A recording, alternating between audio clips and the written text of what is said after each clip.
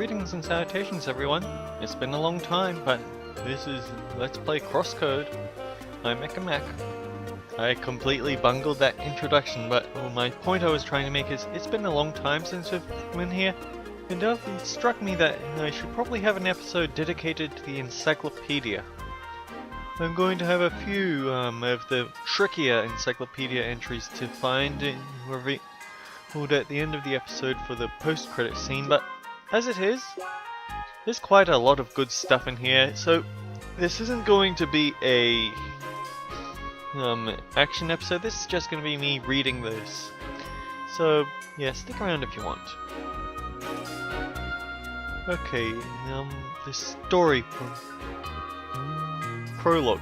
In an unknown area at an unknown time, a woman called Shizuka materialized. She demanded to know where her brother Satoshi was and why he was being held captive. As she moved towards her destination, she was interrupted by an obfuscated man who summoned enemies that blocked Shizuka's way.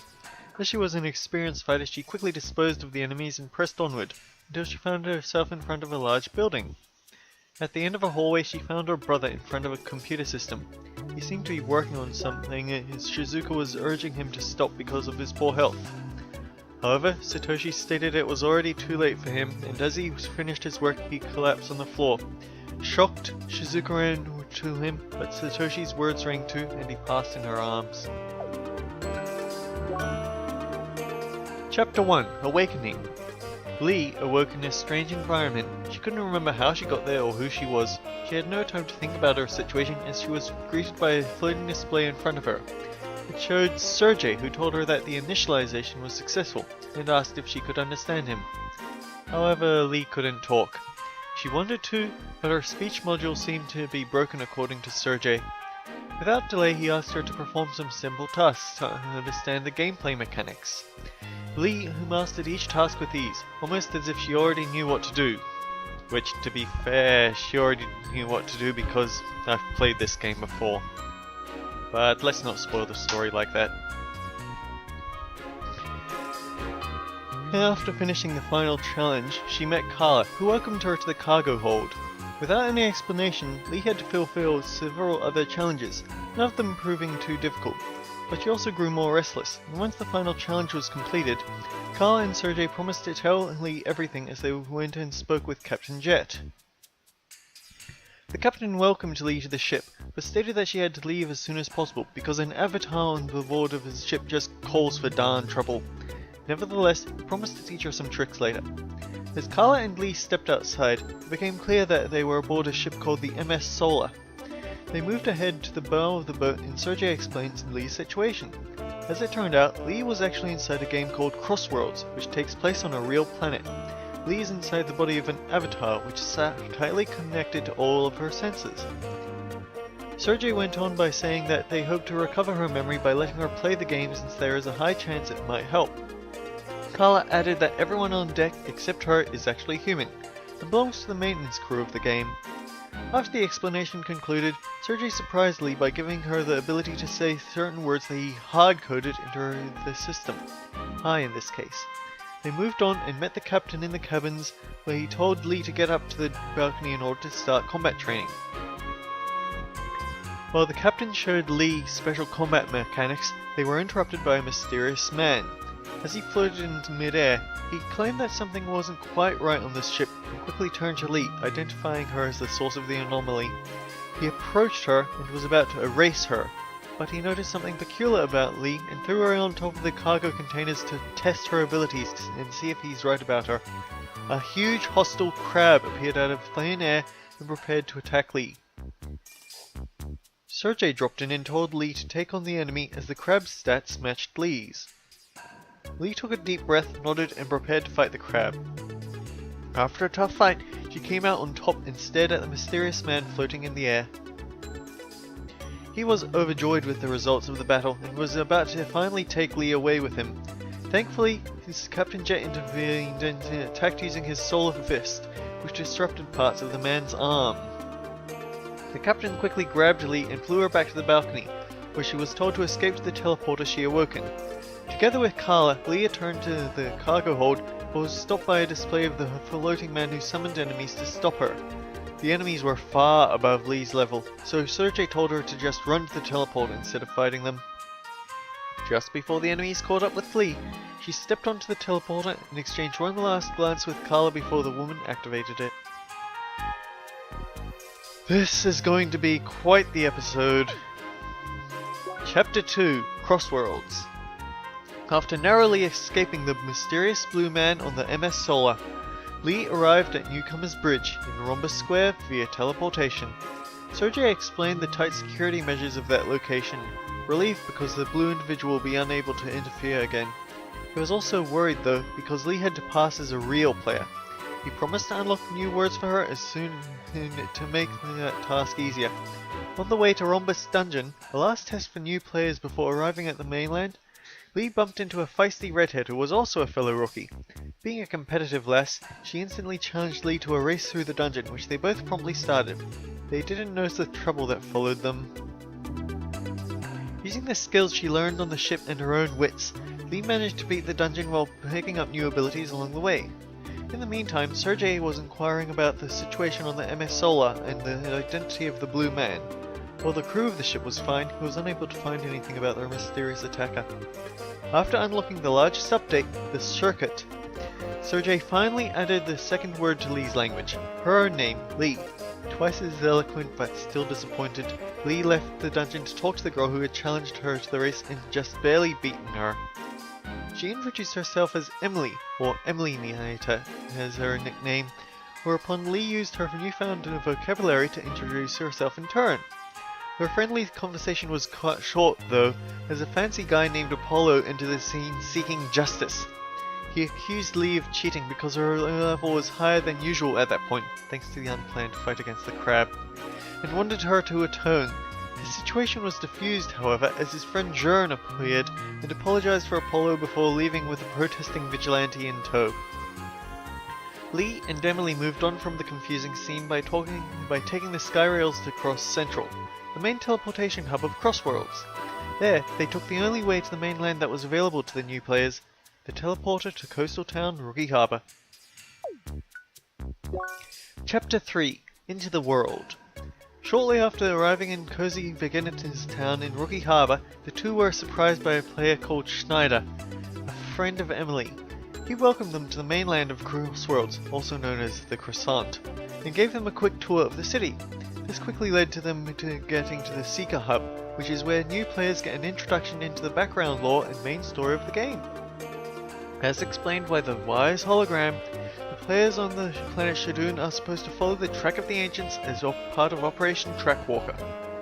This means they have to visit various temples of the ancients, learn the power of the four elements, and finally solve the mystery of the planet itself via a final challenge.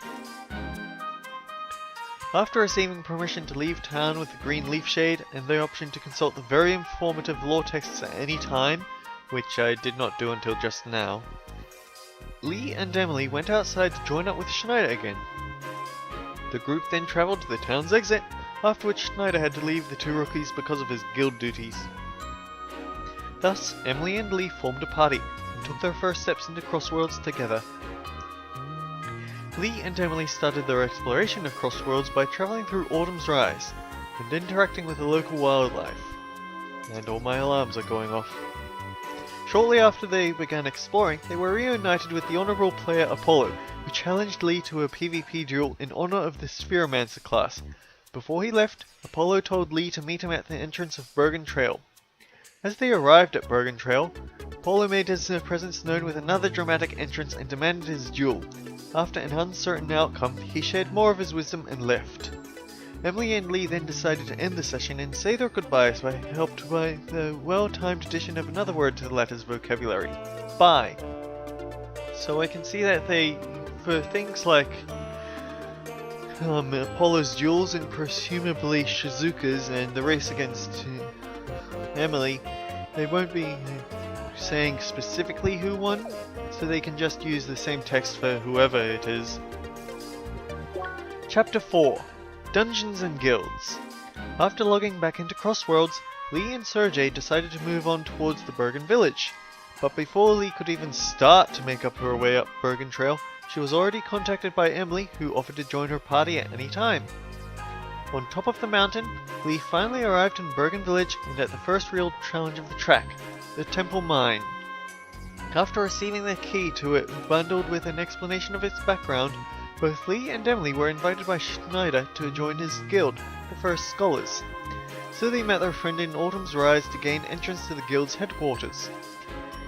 In the small headquarters, the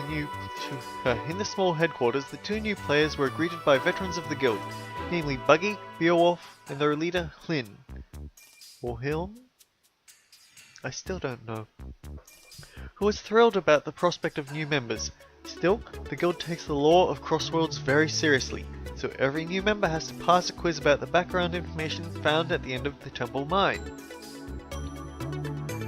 Emily and Lee return to Bergen Village to finally visit the Temple Mine, learn about the ancients, and progress in the game.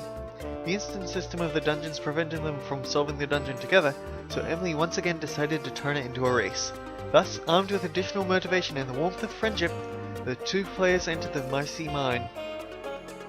For all its insects, machines, puzzles, and insidious icy flaws, in the end the mine was no match for the two heroines. With the newly found heat element, they were able to defeat their ferocious frosty foes and even the menacing mining machine at the end. That's a lot of alliterations. As their reward, both the key to the next area and their needed information awaited, so they returned to the First Scholars. While waiting for Emily to finish the quiz, Sergei correctly assumed that Lee's limited speech would make correctly answering difficult, so it was decided to tell the guild veterans about it during their turn. They were very sympathetic with Lee, and so passing was no problem. With the last hindrance out of the way, Lee and Emily officially joined the First Scholars, and then, after a long and eventful session, they finally logged out. I forgot what I was gonna say. Whoops. The ancient desert. After logging back into the Crossworlds, Lee and Sergei had a conversation about a mysterious dream she had. It was seen as a potential sign of her memory returning, and which would help make sense of the convoluted situation. Lee went back to Bergen to take the elevator down to Maroon Valley. Along the way she got an unexpected call by another member of the First Scholars, the Hexacast Citron, who asked to join Lee the next day. At the entrance of the desert that is Maroon Valley, Lee was once again joined by Emily. The usually carefree Pentafist was distraught about real-life events because the thrilling adventures in Crossworlds had made her miss her group assignments in college and thus brought down the wrath of her fellow students upon her. She continued to talk about her problems all the way to Baki Koom. Upon arriving in Baki Koom, Lee and Emily, feeling better after talking about her worries, went to the local quest hub to accept the quest necessary to enter the dungeon, Fajro Temple. The quest was given by Baki Koom Eldris, and involved slaying a nefarious sandworm. However, since Emily still needed to catch up with her assignment, they decided to quit for the day. Sergei was preparing to log out Lee before being interrupted by her, who demanded answers about her current condition. Reluctantly, Sergei explained that she's in a coma, to her shock and surprise. Despite the dire situation, he assures her that her condition is stable and that regaining her memories through playing might help her to wake up again. Then they agreed to log out. After logging in again, Lee invited her new Hexacast friend, Citron, to her party. Together they decided to solve the quest of the Maroon Tree. On their travels together, Lee not only experiences his skills on combat, but also his fascinating knowledge of biology and other fields of science. Well, that's one way to put it. After some hard-fought battles, they were able to defeat the leader of the earthworms, Tim, and collect its valuable digestive essence that will nourish the precious tree. Upon leaving the cave, they also ran into Emily, who, after a short introduction to Citron, proceeded to solve the quest herself. Lee and Citron, meanwhile, returned to Baki Koom to finish the quest. After completing the quest, though, Lee was once again confronted by Apollo, who was accompanied by his friend Jern. After an array of banter and Emily rejoining the fray, a new duel was agreed upon right in front of the Fajro Temple. After fighting that fateful duel, and earning enough of Apollo's respect to be called by her proper name, the challenge of the next dungeon was awaiting for the group of three. Making their way through a flood of formidable foes and that bothersome bubble-based brain twisters, they were able to acquire the element of cold, and bring down the boss, a gigantic moth with lasers, much to Emily's dismay. After defeating the boss, the way was free to acquire more ancient knowledge and have a well-deserved hug between the girls on top of the temple. Then, before logging out, Emily asked Lee about her life outside of the game, which the latter was unable to answer. Thus, Lee's speech issues were finally revealed towards Emily to her shock. Emily did, however, take it rather well, and promised to try and get information out of Lee with yes-no questions. Then the group logged out for the day. Okay, a few things about that. First of all, according to Steam, it's probably pronounced Citron, not Citron. I don't care. And the other is that it's actually quite morbid to go back here and realize that Sergei was still lying to her by saying she's in a coma, because he didn't plan on helping her once he got his information. She was just a means to an end. It's rather morbid, really. Chapter 6: Raids and Ruins. Following her return to Crossworlds, Lee was instantly informed by Sergei about her 3-day-long absence due to technical difficulties. He apologized, but also implemented another useful word to her vocabulary: wait. This was supposed to become useful for signaling new information for Lee to share, and immediately used to clue Sergei in on another dream Lee had. Through an array of questions, Sergei was able to deduce that Lee dreamed about a yet unreached place. But a call from Emily and Citron interrupted further investigation. Worried about Lee's absence, they asked her to meet them in Rookie Harbor to continue their adventure together. At the fountain of Rookie Harbor, Lee was met by her two friends and an exciting announcement. They would participate in a raid together with the rest of the First Scholars. For that, Lee would need to solve a mandatory quest in Autumn's Fall. Despite already having solved it, Emily and Citron gladly agreed to accompany Lee again. The group traveled through the vivid lands of Autumn's Fall, received the quest from the ancient statue, and followed a colorful bunny to finally defeat it and receive the green seed shade. Said shade was needed to proceed towards the garden area called Gaia's Garden, but their attendance was needed at the raid with their guild. Lee, Emily, and Citron reached the raid area called Para Island by going through the underwater cave of Autumn's Fall. There, they met up with their high-level guild comrades Lynn, Buggy, and Schneider, who explained the event to them. The event was split between two paths, one for higher and one for lower levels. The teams on both paths had to destroy colored pillars in sync with each other to proceed and fight many enemies along the way. The raid was going well when the group neared the final stage with excitement. Alas, a sinister force interrupted their enjoyment. Instead of following her friends, Lee was forcefully pulled out of the raid by the malevolent machinations of the Blue Avatar, who teleported her to a secluded mountaintop in Bergen Trail. There, she was forced to face him in single combat to give Sergei enough time to somehow find a way out of the convoluted situation. Escape was in sight after Sergei was able to create an exit portal, but the mysterious Blue Avatar was able to yet again block Lee's way. Wary of Lee having outside support with control of the environment, he stopped giving her a fighting chance and proceeded to capture her with his seemingly omnipotent abilities. Thus Lee was dragged away to an unknown location. And that is how that was how it ended before it came out of beta. Chapter 7: Isolation. After another dream, Lee awakened in an unfamiliar room and with Sergei as her only contact.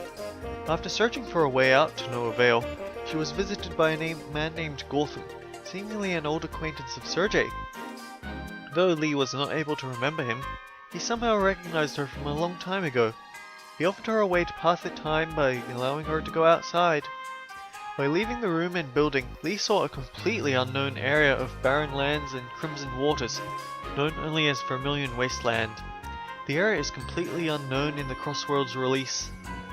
Well, the official Crossworlds release, and Sergei only remembers it vaguely from early production days and thus deduces it not part of the official playground.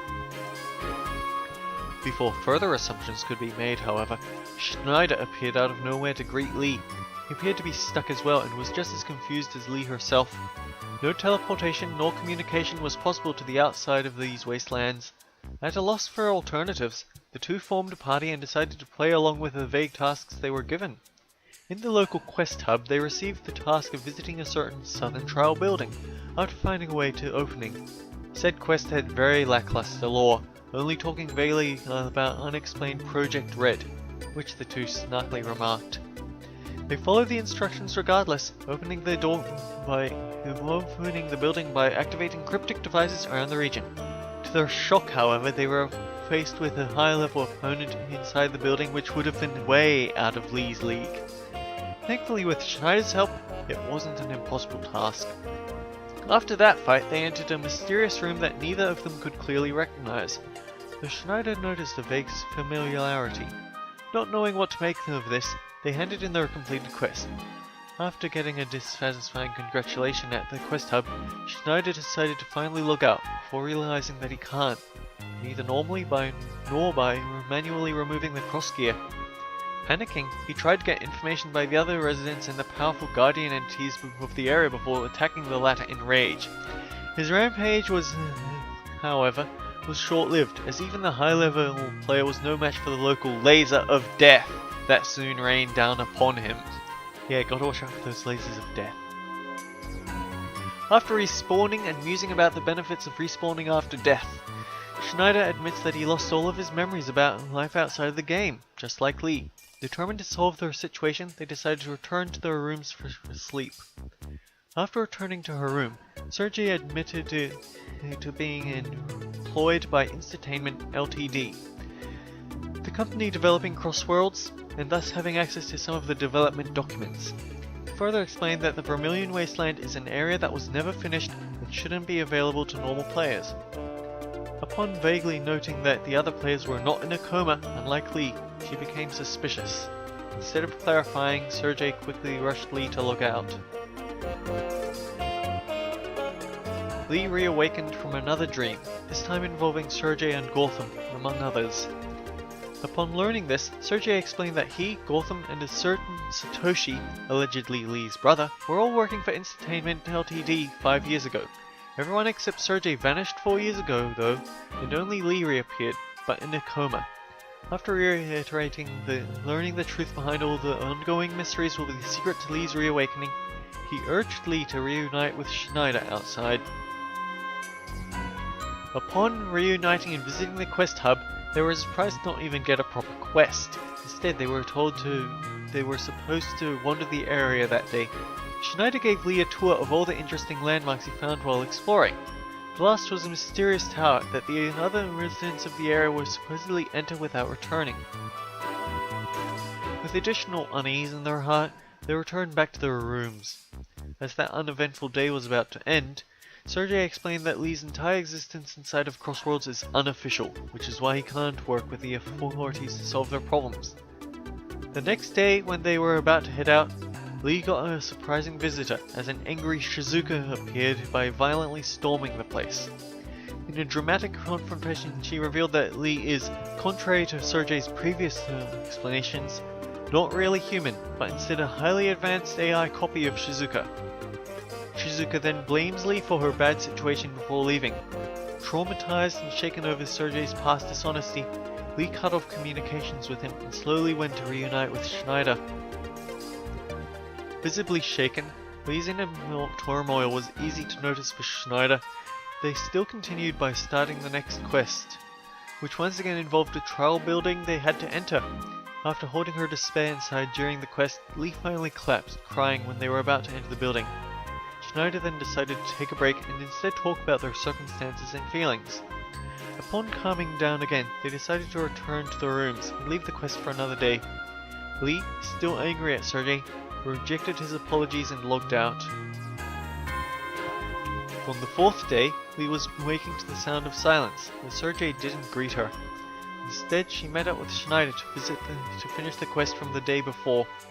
After facing another powerful foe inside of the trial building, they yet again entered a mysterious unknown room that looked strikingly like a messy apartment. After some exceptional examination, Lee was able to deduce that it is in fact Schneider's real-life room, much to his embarrassment. To recover from the shocking experience, Lee and Schneider took another break at the lake, where the latter started to talk about things he started to remember, like working in an IT company. After more bonding over the meaning of life, gaming, and interior design, they handed in the quest and returned to their rooms. Lee tried to re-establish contact with Sergei, but he didn't answer, so she ended the day as it started, in silence. Day 5 started with another surprise, as Lee was interrogated by an unknown man in a business suit, who asked about outside help before leaving without getting an answer.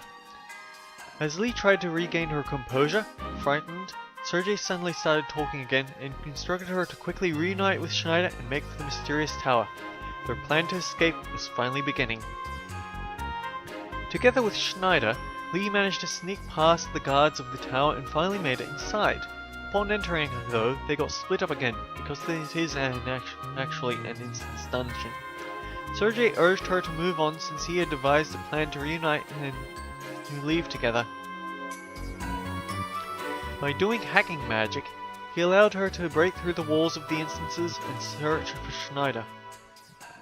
On her way to find him, though, Lee came across a threatening machine that seemed to torture one of the resident players.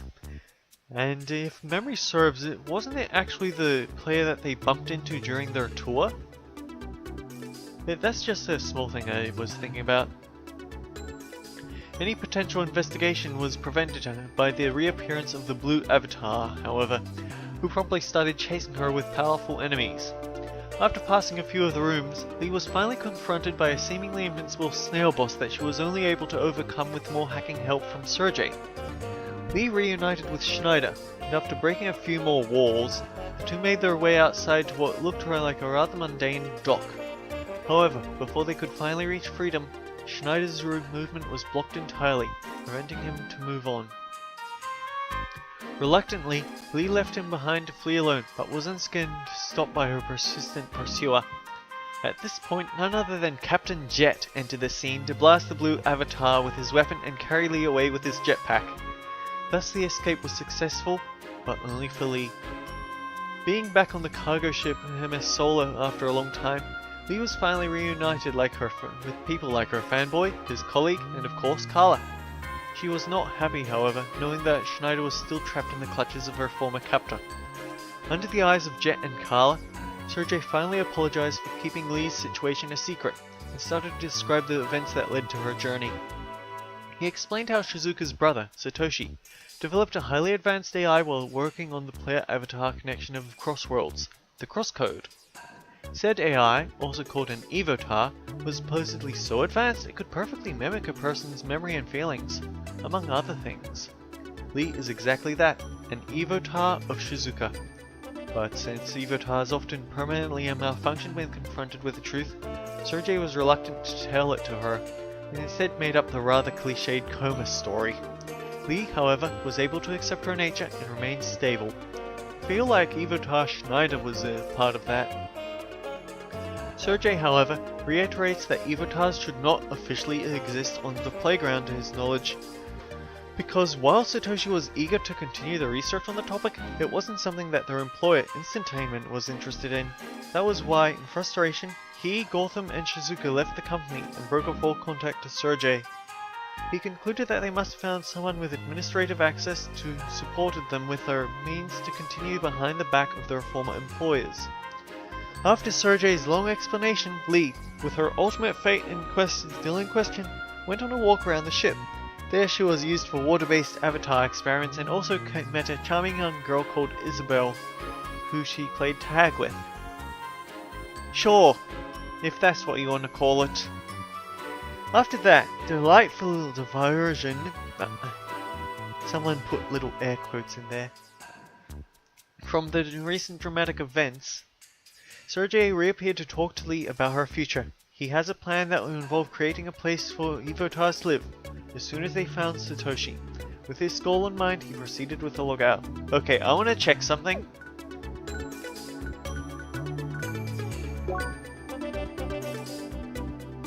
Okay, but Isolation is plot-wise, just look at it compared with every other one of these. Anyway, Chapter 8, Through the Jungle. Right after Lee logged back in on the cargo ship, Sergei instructed her to go back to the cargo hold. the room where her journey began. There, another teleporting landmark was erected that would allow Lee, but no one else, to freely travel between the cargo ship MS Solar and the official playground. Carla joined her to see her off on her way to meet with her friends again.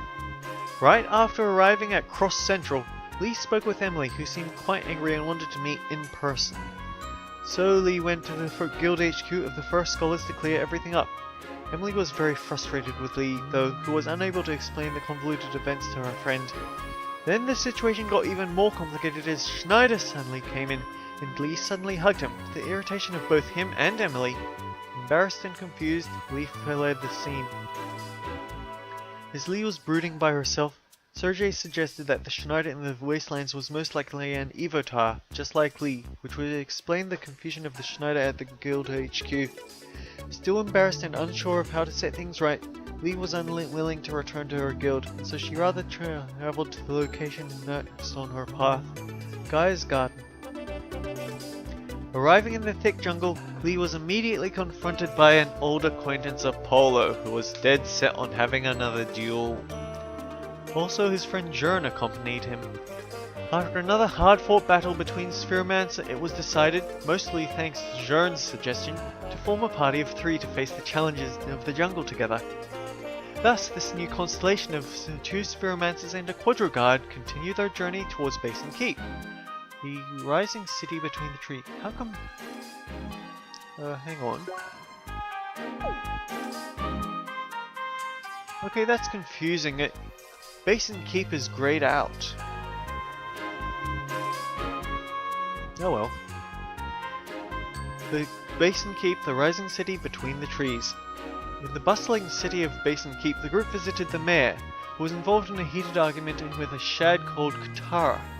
She was beseeching him for help against a horde of aggressive cats that invaded part of the nearby shad village, and warned him of the shad residents who were becoming angry at the human settlers, who they hold responsible, but to no avail. Seeing that she would not get help from the mayor, she left the office. The Seekers talked to her and agreed to help the Shad in return for safe passage to the next 2 temples of the Ancient. In return for safe passage to the next 2 temples of the Ancients, the Sonaji's Temple and the Sonaji's Temple. Nice! Okay, I'm just going to look this up so we get it right.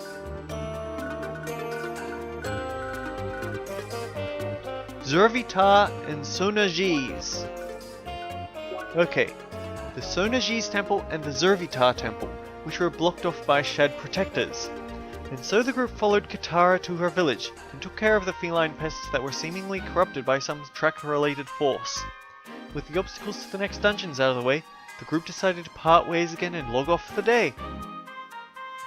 Lee returned to Crossworlds after another dream that hinted at the location of Satoshi and Gotham. Immediately she got a call from Citron, who wanted to meet with her to run the next dungeon together. Once they met up though, it became clear that it was a ploy to have Lee and Emily talk again.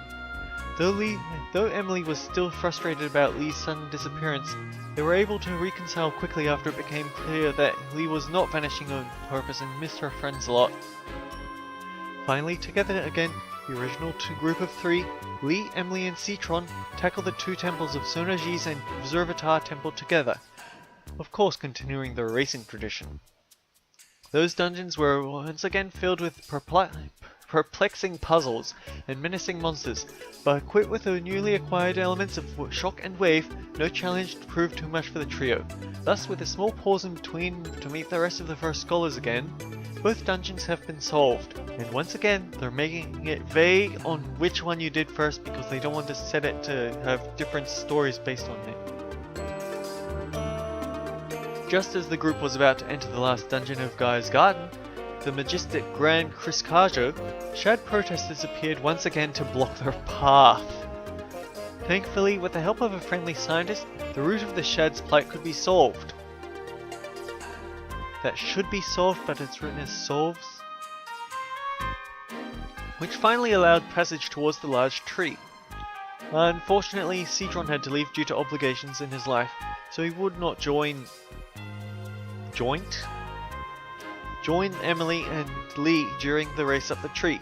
Instead, Apollo, whose friend Jern wanted to take it slower himself, dropped in to show his skills. So the new group constellation raced and beat monsters, puzzles, and even a cheeky ape while riding a whale along the way, until they finally reached the top and claimed the shade to finally enter the last area of the game, Sapphire Ridge. That's not quite isolation, but that was a pretty lengthy chapter. Yeah, I'm gonna have to divide these up into each tab, it looks like. Chapter 9, Searching the Night. Directly after logging in, with Lee still standing in the spacey ending room of the Grand Crosscode, Sergei suggested to visit Sapphire Ridge and explore the area until she remembers the way to the hideout of his former colleagues. Suddenly, though, Lee was greeted by Citron, who just finished the dungeon himself. He asked her to join the First Scholars for an important meeting. At the Guild HQ, the First Scholars were talking about going on another raid, and also invited Lee. Though she wanted to join, she had to refuse the request on Sergei's advice, because a raid would bring the risk of being captured again. Though disappointed, the guild was understanding, and Emily offered to explore Sapphire's Ridge with her. After travelling to the yet unknown air, I'm going to assume that's unknown area from Autumn's Fall, Emily swiftly complained about the return of her most dreaded kind of foe, bug-like creatures. Regardless, Lee had to move on and travel to the cave-in, where she got hints on how to receive the meteor shade. Needed to enter Rhombus Square. Following the hints, Lee met up with a vagabond south of the cave-in and received 4 trials to test her worth. It doesn't even mention the trial of patience. I feel cheated. And also, I think the vagabond is mentioned in discussions you can have with the people at Cave-In. Apparently it's one of the children of that old matriarch, I think, or whatever you want to call her, really. That he returned as the guardian of Sapphire Ridge. Anyway, after solving these, she met with a vagabond to get tested in single combat. An honorable victory later, she was able to move on to the last shade, where she also reunited with her friends, Emily, Citron, Apollo, and Jern. Together they accepted the meteor shade and agreed to visit Rhombus Square together. As Lee stayed behind, Sergei contacted her and said that they should take a look in the cave in the north of Sapphire Ridge, because it's the last place they're unable to visit yet. And since their investigation is still unofficial, it has to be done alone. Lee was able to recognize certain locations in said cave and, with Sergei's report, uncovered a hidden entrance to a location known as the Old Hideout. Though it seemed abandoned at first, Lee was quickly confronted by Shizuka, who was determined to not let her pass. So a PvP battle erupted between the original and her copy. After many rounds of fighting, Shizuka's brother Satoshi noticed the noise and instructed her to let Lee inside. So that's what did it. I thought it was... Reluctantly, she followed his orders, and so Lee was finally able to meet the genius who invented the Crosscode. Satoshi was already expected that Lee was assisted by his old friend Sergei, and prepared a holographic projector for him so he can directly speak with everyone in the room. With communication established and under protection of some virtual anti-surveillance noise, Satoshi and Sergei started to share their information with each other. So Satoshi began explaining why he left Entertainment Ltd. With Shizuka and Gotham and what happened afterwards. This is a long chat. This has been almost 40 minutes straight of me talking. What the heck? After they were unable to convince the company to support their Evotar research, they were approached by a man who called himself Mr. Benedict Sidwell. He showed interest in their research and generously supported them with anything they needed, including testing environment directly on the playground. First in the Old Hideout and later in the thus unused Vermilion Wasteland, which they later dubbed Evotar Ground. They made swift progress and after a short time were able to develop the first functional Evotar, derived from Shizuka's avatar, Lee. As more and more advanced Evotars were developed, questions about their purpose and future arose, especially once it became clear that Sidwell aimed for a system that would also replicate a person's memories to gather intelligence on the players of Crossworld. This could be achieved by creating an Evotar from the target, then allowing it to roam Evotar ground under supervision to gain their memories. Those can then be gained through interrogation, often involving torture. Satoshi, Gotham, and Shizuka protested against this unethical misuse of their work and wanted to stop, but Sidwell was able to effectively blackmail them into submission. Their lives were basically in his hand, a fact that everyone realized. So instead, Satoshi developed a plan to oppose Sidwell indirectly. The Evotar server, which hosts the memories of all Evotars except Lee and keeps them in existence, can only be accessed directly by avatars with a special key. Because of that, Satoshi was faking a critical malfunction on Lee and made Sidwell connect with her server on the pretense of fixing her.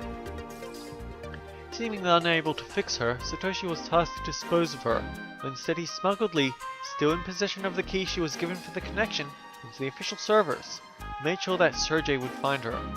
In the end, these actions led to Lee entering Crossroads and finding Satoshi, just as planned. While Satoshi and Sergei were talking about a potential plan to foil Sidwell's plans, Lee and Shizuka spent some time out together outside. Although Shizuka was still frustrated over a convoluted situation, she realized that Lee was not at fault and so she apologized.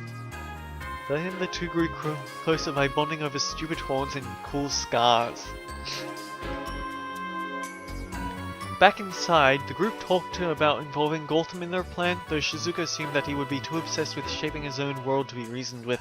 It was also revealed to Sergei and Lee that Gotham was in fact the one controlling the blue-orange clad Evotar that hunted Lee in the past. Still, Shizuka agreed to reach out to him. Since Sergei and Satoshi have agreed on a plan, it was time for Lee to leave. It was agreed to meet again in the old hideout once preparations were completed, since they'll need a group to execute their objective. After leaving, Lee went to the old dojo to uncover the secret path towards the Vermilion Wasteland. Then she returned to the HQ of the First Scholars to log out. Chapter 10. The Final Raid. Waking up after a bad dream, Lee was about to begin her preparations for the final confrontation with Sidwell, when she met Citron in the HQ. He told her he won't be able to play in the next few days because of real-life responsibilities, but also ensured her that they could still play together on that day. Lee also learned that Beowulf was meeting an old friend in Rhombus Square, who later turned out to be an Entertainment Ltd shareholder and huge enthusiast of AI technology. She was able to... I don't think this part would be included if we had missed it. I might go back and have a look and just throw up a screenshot of what this would look like were I not to do that. Anyway, meet up with them and arrange a meeting with said friend, a man called Ivan Vestovich, to convince him the worth of the Evotar technology so he could help create a future for all Evotars. After Lee was finished with her preparations, she met up with Shizuka and Satoshi again to discuss their plan to storm the Vermilion Wasteland. Sergei and Satoshi discovered a way to crash the Evotar server by subjecting all the resident Evotars to a certain field effect, which would result in a torrent of data that would overload the server. This would give Lee enough time to access it directly before Sidwell could do so and delete everything, which is pretty much what they should have written but didn't. However, the plan would require the help of a group of players, which is why Sergei planned to involve Lee's guild and trusted friends, the First Scholars.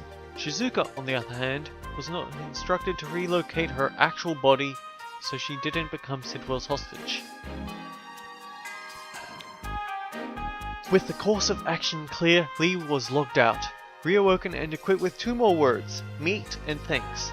Lee called all the members of the First Scholars, except the absent Citron, but also including Apollo and Juran, to the guild's HQ meeting room. There, she connected Sergei to the holoprojector so she could finally explain Lee's full situation to everyone. Though everyone was very surprised about Lee's revelation of being an AI, it didn't diminish their bonds, and so they were eager to help with their plan. Which is pretty much what Evotar Schneider said, isn't it? As long as you've got good friends. It doesn't matter if you're trapped in a game. After meeting up with everyone in front of the old dojo in Sapphire Ridge, the group entered the Vermilion Wasteland through the secret tunnel and started their operation. After splitting into groups, they herded the scattered Evotars towards Lee, who used the power of the orbital death laser to subject them to server-disturbing field effect. In the end, with the help of the dramatically appearing Shizuka, even Schneider's Evotar was saved from the clutches of Shady Sidwell's sinister schemes. I'm still disappointed she doesn't get tier 3 arts. However, Sidwell still had an unexpected ace in the hole. Though he couldn't properly access the Evotar server himself, he was able to destroy it by resetting all the instant matter of the room it was in, thus making it fall to certain destruction. In an unexpected twist though, Gotham foiled Sidwell's failsafe method by hijacking the environment server and taking control over all instant matter for himself. Driven by his own sense of honor and a desire for competition, he offered Lee access to the server if she was able to beat the final challenges he prepared for her. So, yeah, he pretty much is pulling a Kefka there, isn't he? Just taking over the world. Or at least all the instant matter on the world. After overcoming a final array of fierce fights and perplexing puzzles, Lee was able to fight Gotham's avatar forms and defeat them. With his thirst for challenge finally quenched, Gotham realized that the world he constructed for so many years has only brought misery to its inhabitants and will now finally disappear. Disillusioned, filled with guilt, and with seemingly nothing left to live for, he committed suicide by jumping from the tower to his death, to Lee's and Sergei's horror. Still shocked by Gotham's demise, Lee walks onto the Evotar server and has one final confrontation with Sidwell. He tries to pass off his motivation as mostly business with the intention of making large sums of money with the information gained from interrogated Evotars. He did, however, display regret over Gotham's death, and seemingly held fond memories of his time spent with Lee in the Vermilion Wastelands. Expressing some joy over seeing Lee ultimately set free and succeed, he left the scene. Sergei was furious over Sidwell's actions that took the happiness of 3 of his friends and even the life of Gotham, but Sidwell was unable to hear. So Lee finally accessed the Evotar server and secured the data. After accomplishing their goal, Lee returned to the others and told them what happened. While everyone is glad that the plan succeeded, Shizuka was mourning the death of her old friend Gotham, despite how deranged he had become. With the situation solved, it was now time for Sergei to now contact Entertainment and fully explain everything. But for this to happen, Lee had to leave the game indefinitely, so everyone decided to play the game together with Lee one last time before saying goodbye, and thus Lee and her friends travelled to all the locations of Crossworlds they shared their adventures in. Then, in the end, they met again at the old hideout to have a heartfelt goodbye with lots of hugs. Afterwards, Lee logged out for the final time, leaving her fate in following hands. In the following time, Sergei worked tirelessly to try and convince his employer, Entertainment Ltd, to allow the Evotar project to continue in an official manner and give the Evotars a way to live. Several months after Lee logged out, he was finally able to inform the guild about the situation of her absent friend and the fate of the Evotars as a whole. And they changed this ending. So, Thankfully, and in no small part thanks to the passionate support of Mr. Vestovich, Sergei was able to convince Entertainment Ltd of the merits of that Evotar technology brought, so it was officially approved for Evotars to live on the playground, which means that Lee will return in the future.